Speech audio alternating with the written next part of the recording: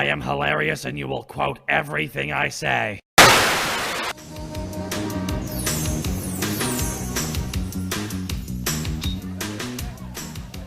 The Hairsprays. 1 week in the top 10, 1954. You know our main characters are in the real world right now because the backgrounds are actual photos of a diner a la Amazing World of Gumball. But wait, this is supposed to be our world before the kids go into the Kingdom Chums world, right? So why are all the humans animated? Shouldn't they be played by real actors until they get transported into the Kingdom Chums world and then become into cartoon characters? Oh, it's the 80s, and Who Framed Roger Rabbit came out a year before this, so it's best not to question things. Wait, what am I saying? Nitpicking is like literally the only thing I know how to do. The Hairsprays. 1 week in the top 10, 1954. Next. The next song is I'm Your Little Moon Doggy. The Green Machine on Twin Spin Records. 1962 in the top 10 for 4 weeks. I assumed he was talking about the Billboard Hot 100, so you know I had to look these up to see if they were real songs and bands, and they are not. And you can imagine my utter disappointment. I thought we were seeing the main characters in our world because these are the characters that the kids at home are supposed to relate to.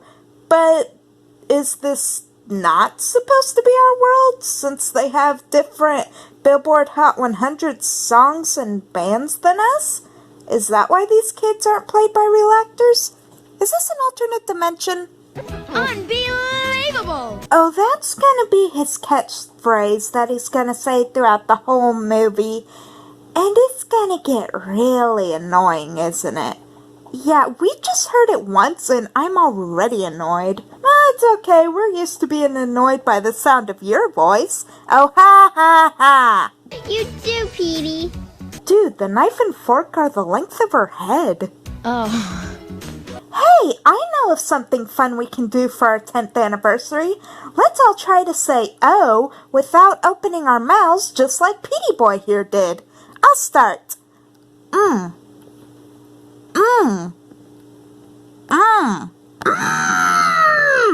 Ain't nothing like French fry.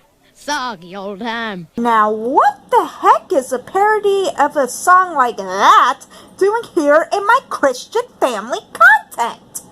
Also, what, you can parody Hound Dog, but you can't list real Billboard 100 songs? Maybe this really is supposed to be an alternate dimension. Get on that, Film Theory! An invitation, Osborne. Good enough for me. I never understood this part as a kid. I mean, yeah, now I know that Osborne was threatening to beat Petey up, but for some reason that just didn't register as a kid. Maybe it's because Osborne has such a genuine and happy smile, and he was moving his fists so weirdly that he just didn't look threatening to me. I might have been the only one, and it would have been threatening to other people. Let's try it!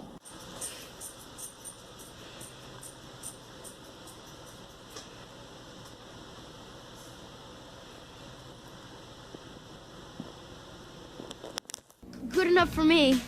Here, Petey Boy. Where was he keeping that? And how long was it in wherever it was? It would have been broken by now. I guess you could say Osborne is trying to break his record. Dude, does that even count as a pun? Or a joke for that matter? Hey, it's my 10th anniversary special, and I'm allowed to be lazy. You read, I eat. And Osborne just became the most relatable character in this movie. Hey, where's the ketchup? Osborne is asking the really important questions here. Unbelievable! I'm just gonna have to have a counter at the end of the video counting all the times he says that. Just the biggest top 10 single of all time. Don't be cruel. By who? Bobby Brown? Or Elvis? I'm guessing it's Elvis's version because the band Cheap Trick covered the song, and it actually did make number 4 on the Billboard Hot 100 in 1988, and a cover by the band The Jutes made number 10 on Billboard's Hot Country Singles in 1987. So wait, is this supposed to be an alternate dimension or not? I need to know! I borrowed it from the record library. What the heck is a record library? I know you can get records at a normal library, but I don't think there was such a thing as a library specifically for records and only records. Now I am even more confused because this is more evidence of this being an alternate dimension where ketchup bottles aren't placed on tables, where the Billboard Hot 100 is all whack, where you have libraries specifically for records, and oh, apparently record libraries are a thing. Huh. No, this still doesn't help with the alternate dimension theory. Osborne broke one of the original top 10. Did you say the original top 10? Like the very, very first top 10? What? A 9-year-old takes what a 5-year-old says that seriously. Oh no, taking inconsequential things too seriously. I wonder who else would do such a thing. Dude, are you gonna be like this the whole time? Right, Christopher? Christopher? Who you talking to? You wouldn't understand. Because bullies never play with toys or had imaginations and or imaginary friends when they were little. What songs? Don't bear false witness? In case anyone thinks it's unrealistic for a kid to say something like that, it isn't, and I have proof. Watch this video I made when I was only 10 years old. It's dark and lonesome, you can always have Jesus by you. We are saying something that is true, and it's not bearing false witness against thy neighbor. Jesus is... How about, don't you go stealing around here? See? I knew you would. I like how he waited for the music to end. Could he hear it? To get my hands on the original top 10 for my record collection. How many stuffed animals does she have over there? Marvelous Mo says the Kingdom Chums would be glad to help you find them. Christopher says all you have to do is follow the love light. And exactly how many times have you traveled to meet them, Annie? In fact, where did she get the stuffed animals of characters that actually exist in the other dimension? Why do they have physical merchandise in the quote-unquote real world if they're real people in their world? Or did Annie just get the plushies from the Kingdom Chums world? And if so, why do Christopher and Mose have plushies of themselves? Are they famous in their world or something? And this isn't something like Barney, where he's a stuffed animal that comes to life via the power of childhood imagination. Because we see the trio get sucked into the music thingy, and the 2 stuffed animals are left behind. How did Annie learn about the Kingdom Chums in the first place? And why did those plushies whisper to her? Even as a kid, I questioned why Annie knew who all of the Kingdom Chums animals were. We're on our way to meet the Kingdom Chums and collect the original top 10. Unbelievable! See how it shines? And that reminds me, where are these kids' parents? Why are 2 9-year-olds and a 5-year-old allowed at a diner and a record library by themselves? Oh yeah, this is the 80s, and back then kids had much more freedom to go out and explore their town than they do now. It was safer, and so kids could ride their bikes and generally spend more time outside hanging with their friends. Man, those were dark times. Following the love light. We're just now getting to the title and beginning credits? Strap in, boys. This is gonna be a long video. Great, now I have to listen to even more of your whining. Don't you have to be annoying somewhere else? None till 4. Oh yeah, technically this movie is a sequel to the TV special The Kingdom Chums, Little David's Adventure, that came out 3 years prior to this one. The original probably answers a lot of questions, but I've never seen it, so... This can't be happening! We can't fly! Bro, you've been flying through the credits and you're just now saying something? You're right, Osborne, we can't. Here's where we get off. Whee! Oh, wow, that was a dark ending. Boy, I still don't believe how we got here. But you have to admit, it's more fun than taking a bus. Oh no, Missy, you're going to tell us how this rainbow portal thing works because, for some reason, you seem to be the only one that knows what's happening here. I want the original top 10, and you almost give me a heart attack. He's got a point. Where are we? Castle Oblivion?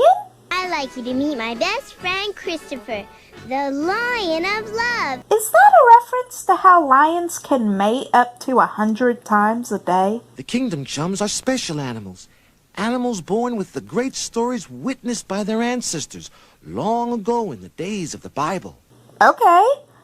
I guess that explains why they're anthropomorphic animals alongside normal, non-talking animals. Good job, movie. But that doesn't explain how that happens. Like, what does being born with the great stories from their ancestors even mean? The original top 10. So, you want the top 10, eh? Was Mose trying to seduce us? Besides, I already know the original top 10. Perhaps you know them in your head, Petey. But what about in your heart? Okay, you're on. Look at that! It's the kids who are trying to keep the contest fair, and it's the adult who's like, nah, kid, you could still compete in the 10 Commandments contest even though you already know all of the 10 Commandments, and the other kid doesn't even know what a Bible is. That seems fair to me. Also, about the whole you might know them in your head but not in your heart thing, well, yes, when it comes to memorizing and hearing about or reading things in the Bible, that is a very good point to bring up. However, we have to remember that Petey and Osborne are like between 9 and 11 years old. I mean, yeah, kids can understand the basics of don't take things that aren't yours, don't say things that aren't true, don't use God's name like it's a bad word, etc. But kids that age just don't have the mental capacity to think very deeply about abstract concepts like murder and adultery. I mean, people don't start thinking with their prefrontal cortex, aka the rational part of their brains, until they're the age of 25. And any doctor can tell you that until one reaches that age, then it's basically nothing but emotions and hormones. So how old am I again? Huh.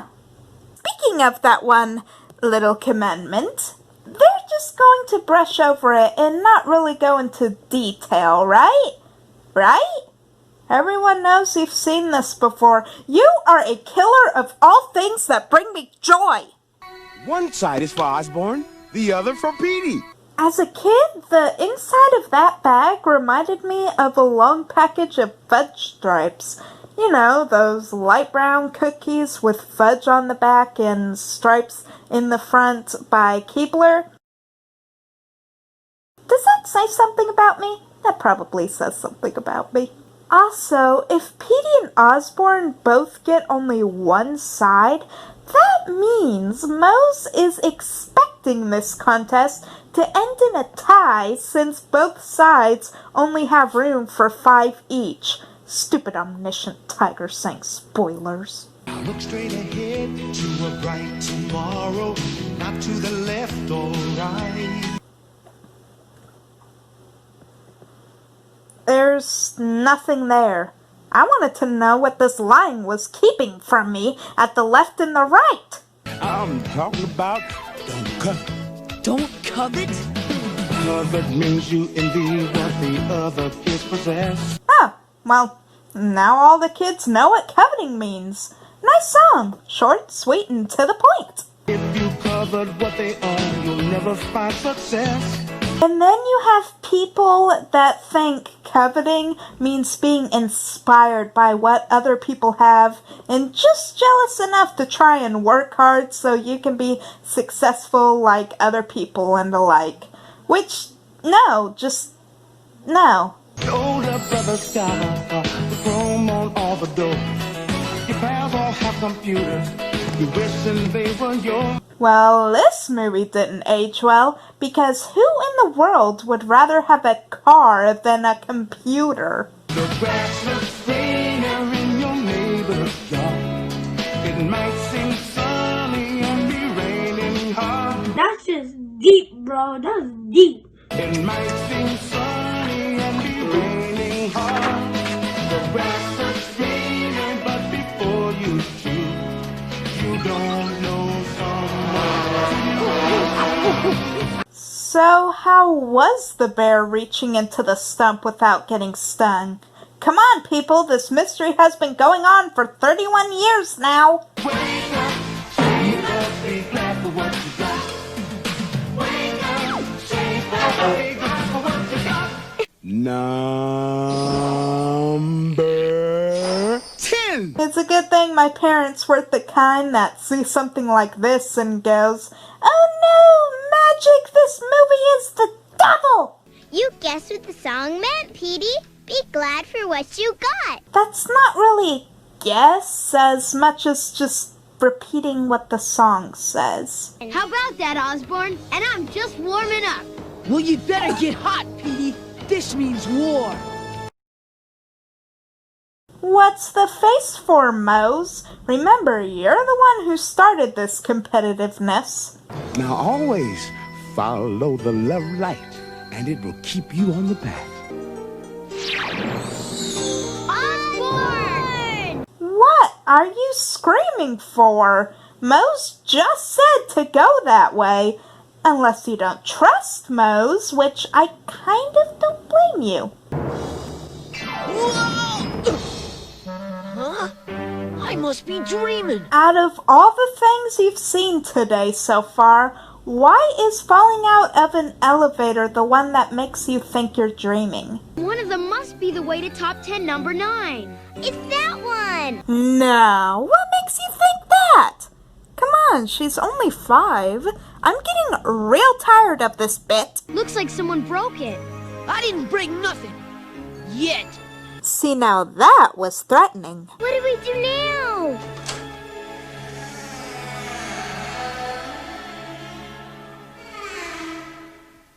Hi, Annie. Oh, thanks, little David, for opening the door. Okay, kids, let's... You don't have to be afraid. The Kingdom Chum of Courage is here to help you.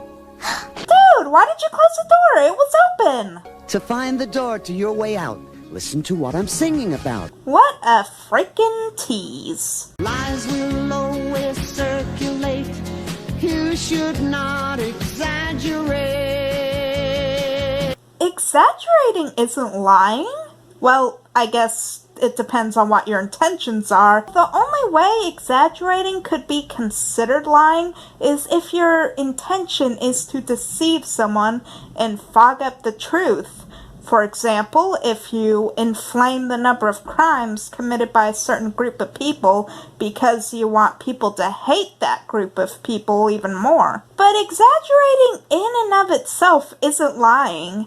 You even exaggerated in this very line of the song. Lies will always circulate, you say? But do you know who else we can see exaggerating in the Bible? Jesus! Or what, did you think if your right eye causes you to sin, gouge it and throw it away was literal? Because if you think it was literal, then I don't know what to tell you.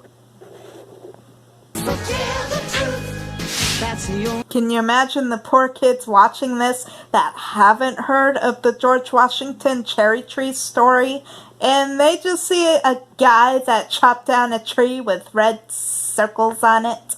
You know, the point of the cherry tree story was that Washington was 6 years old, so what they should have done was made a clip of little Washington with the hatchet in his hand, a damaged cherry tree behind him, and his father there looking down at him while little Washington looks all guilty. That's assuming, of course, that Mason Weems didn't lie about this story in Washington's biography. When the truth is out,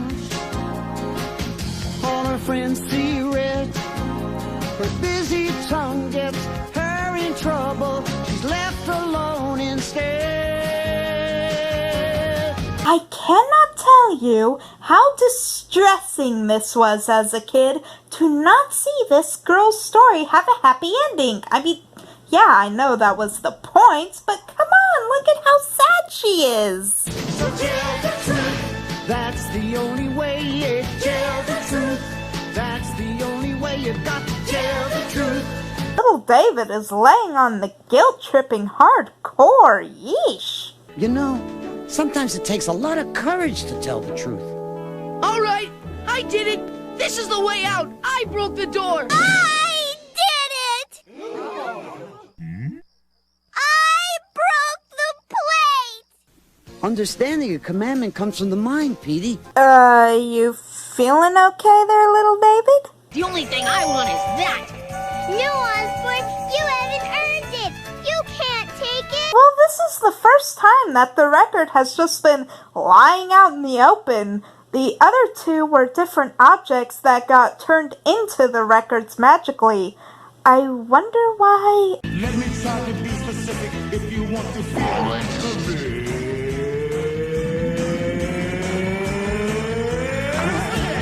Oh, of course it was you tempting the problem child to steal just so you could have an excuse to sing the Thou Shalt Not Steal song.